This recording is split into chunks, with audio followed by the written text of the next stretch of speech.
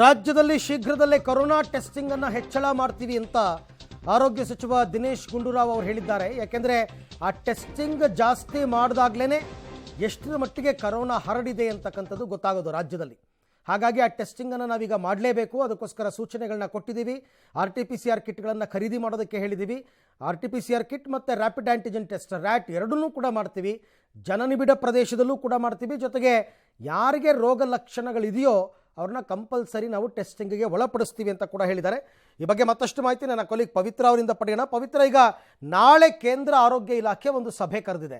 ಆ ಸಭೆಗೂ ಮುನ್ನವೇ ಈಗ ರಾಜ್ಯ ಸರ್ಕಾರದಿಂದ ಒಂದು ಮಾರ್ಗಸೂಚಿ ಪ್ರಕಟವಾಗುವ ಸಾಧ್ಯತೆ ಇವತ್ತು ಇದೆಯಾ ಅಂತ ಪ್ರಶ್ನೆ ಇದೆ. ಯಾಕಂದ್ರೆ ಆರೋಗ್ಯ ಸಚಿವರೇ ಖುದ್ದಾಗಿ ಹೇಳಿದ್ರು, ಇವತ್ತು ನಾವೊಂದು ಮಾರ್ಗಸೂಚಿಯನ್ನ ಬಿಡುಗಡೆ ಮಾಡ್ತೀವಿ ಅಂತ. ಯಾಕಂದ್ರೆ ತಾಂತ್ರಿಕ ಸಲಹಾ ಸಮಿತಿಯವರು ಭಾನುವಾರ ಸಭೆ ನಡೆಸಿ ಅವರಿಗೆ ಒಂದು ವರದಿಯನ್ನ ಕೊಟ್ಟಿದ್ದಾರೆ, ವಿಸ್ತೃತ ವರದಿ, ಯಾವ ರೀತಿ ಮಾರ್ಗಸೂಚಿ ಇರಬೇಕು ಅನ್ನುವಂಥದ್ದು. ಸೊ ಆ ಮಾರ್ಗಸೂಚಿಯನ್ನ ಇವತ್ತು ಅನ್ವಯ ಮಾಡ್ತಾರೆ. ಆ ಮಾರ್ಗಸೂಚಿಯಲ್ಲಿ ಏನಿದೆ ಅಂತ ಅಂದ್ರೆ 60 ವರ್ಷ ಮೇಲ್ಪಟ್ಟವರು ಮಾಸ್ಕ್ ಅನ್ನ ಕಡ್ಡಾಯವಾಗಿ ಧರಿಸಿರುವಂಥದ್ದು, ಜೊತೆಗೆ ಕೋವಿಡ್ ಗುಣಲಕ್ಷಣಗಳು ಇರುವವರು ಸಾರ್ವಜನಿಕ ಸ್ಥಳಗಳಲ್ಲಿ ಓಡಾಡುವಾಗ ಅವರು ಕೂಡ ಮಾಸ್ಕ್ ಅನ್ನ ಕಡ್ಡಾಯವಾಗಿ ಧರಿಸುವಂಥದ್ದು, ಜೊತೆಗೆ ಆಸ್ಪತ್ರೆಗಳಿಗೆ ಒಂದಿಷ್ಟು ಸೂಚನೆ, ಕಡ್ಡಾಯವಾಗಿರುವಂತಹ ಟೆಸ್ಟ್ಗಳನ್ನು ಮಾಡುವಂಥದ್ದು. ರಾಜ್ಯದಲ್ಲಿ ಕೋವಿಡ್ ಟ್ರೆಂಡ್ ಯಾವ ರೀತಿ ಇದೆ ಅನ್ನುವಂಥದ್ದು ಗೊತ್ತಿಲ್ಲ.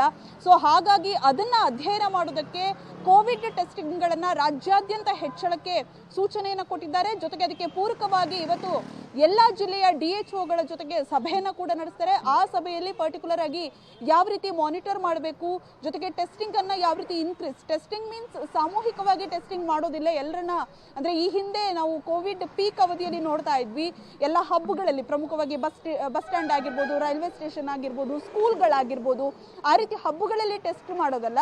ಪ್ರಾಥಮಿಕ ಹಂತವಾಗಿ ಕೋವಿಡ್ ಗುಣಲಕ್ಷಣಗಳನ್ನು ಹೊಂದಿರುವವರಿಗೆ ಟೆಸ್ಟಿಂಗ್ ಅನ್ನ ಕಡ್ಡಾಯ ಮಾಡುವಂಥದ್ದು. ಯಾವುದಾದ್ರೂ ಆಸ್ಪತ್ರೆಗಳಿಗೆ ಜ್ವರ ಶೀತ ಅಂತ ಹೋದ್ರೆ ಅವರಿಗೆ ಕಡ್ಡಾಯವಾಗಿ ಕೋವಿಡ್ ಟೆಸ್ಟಿಂಗ್ ಅನ್ನ ಮಾಡಲೇಬೇಕು. ಸೊ ಆ ಮೂಲಕ ಕೋವಿಡ್ ಏನಾದರೂ ಹಬ್ಬಿದೆಯಾ ಏನು ಅನ್ನುವಂಥದ್ರ ಬಗ್ಗೆ ನಿರ್ಧಾರವನ್ನ ಮಾಡ್ತಾರೆ.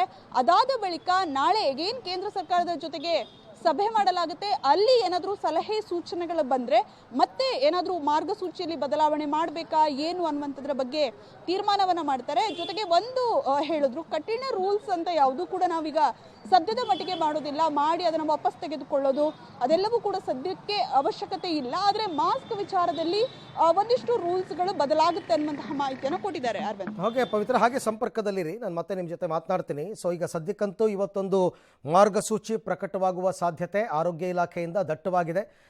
ಸಹಜವಾಗಿ ಕೆಲವೊಂದು ಗೈಡ್ಲೈನ್ಸ್ಗಳನ್ನ ಕೊಡ್ತಾರೆ. ಆ ಗೈಡ್ಲೈನ್ಸ್ಗಳನ್ನ ಪ್ರತಿಯೊಬ್ಬರು ಕೂಡ ಫಾಲೋ ಮಾಡಬೇಕು. ಏನೇನು ಹೇಳಿರ್ತಾರೆ ಅಂತಕ್ಕಂಥದ್ದೇ ಸದ್ಯದ ಕುತೂಹಲ.